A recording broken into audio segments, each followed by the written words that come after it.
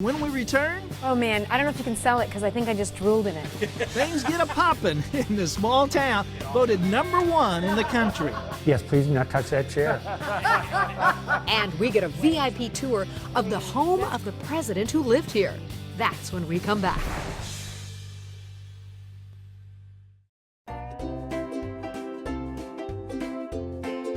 Welcome back to Small Town Big Deal. We are in Galena, Illinois. And Jen, there are so many big deals here, I hardly know where to start. Like it was the home of Ulysses S. Grant. That's right, and once it was the #1 steamboat club north of St. Louis, Missouri. And just in the last 3 years, they've won over 20 national awards. For instance, the most beautiful small town in America, also the friendliest people in America, and the best main street in the USA. And so with all that going on, we just had to come check it out.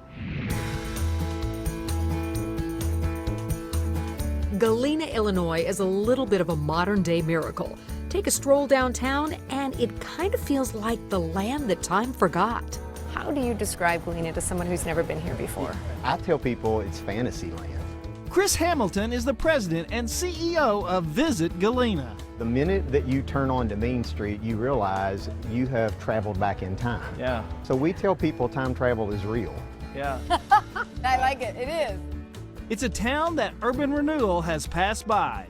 In fact, 85% of the buildings downtown are listed in the National Register of Historic Places. With a population of 3,500, Galena sits about 150 miles northwest of Chicago.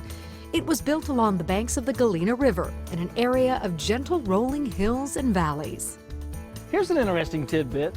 The town gets its name from the mineral galena, the main ore in lead. And it was the mining of lead, nearly 200 years ago, that first put Galena on the map. Prospectors turned it into a boomtown, and in the 1830s, it boasted a population that rivaled Chicago's. In fact, signs of Galena's past are present everywhere you look. This is pretty old here. When did this get built? 1897.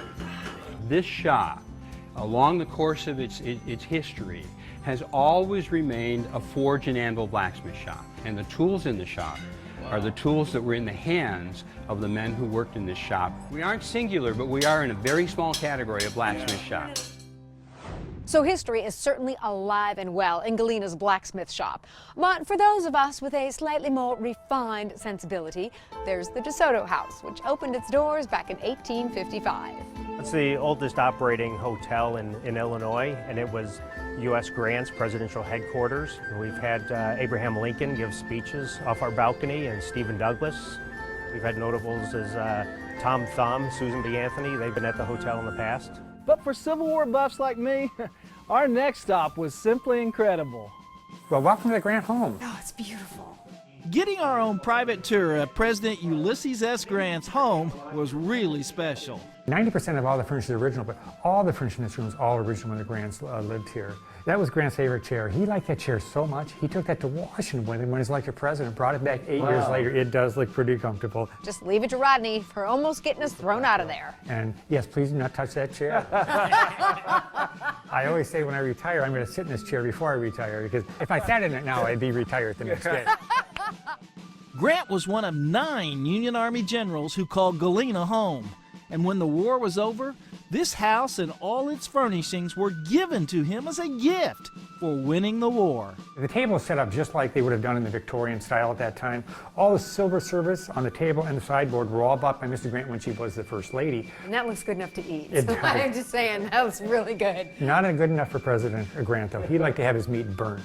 The closer to being burnt, the better he liked. I could probably cook for him. Me too. Rodney and I love history. I bet you do too, but wonder why else people come to Galena? It is the shopping. The 1/2 mile that makes up Main Street is a shopper's paradise.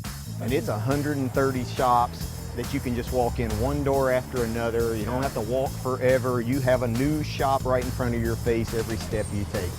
And the one door I just had to walk into, the Great American Popcorn Company.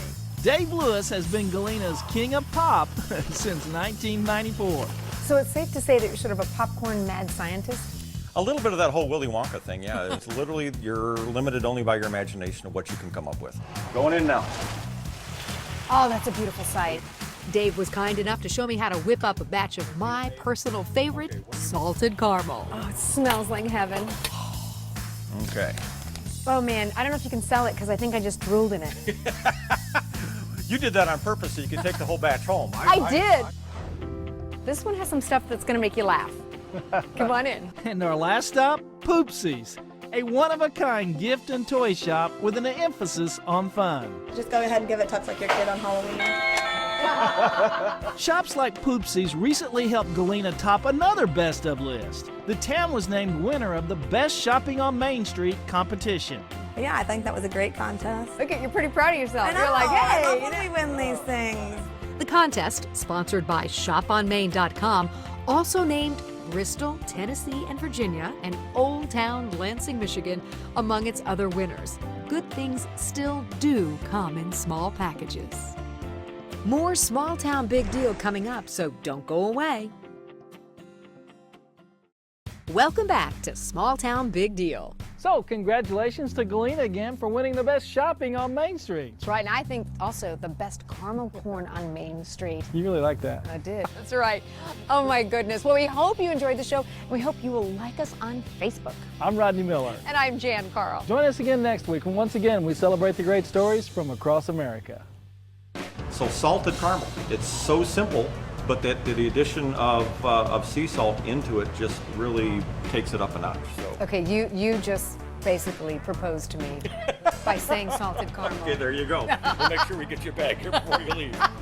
I'm always asking her, does she really need to carry all this stuff every week when we travel? I guess you just like to tote it. Actually, I get to tote it a lot of the time. You don't tote it that much. So maybe I should have some say in what goes into all your bags.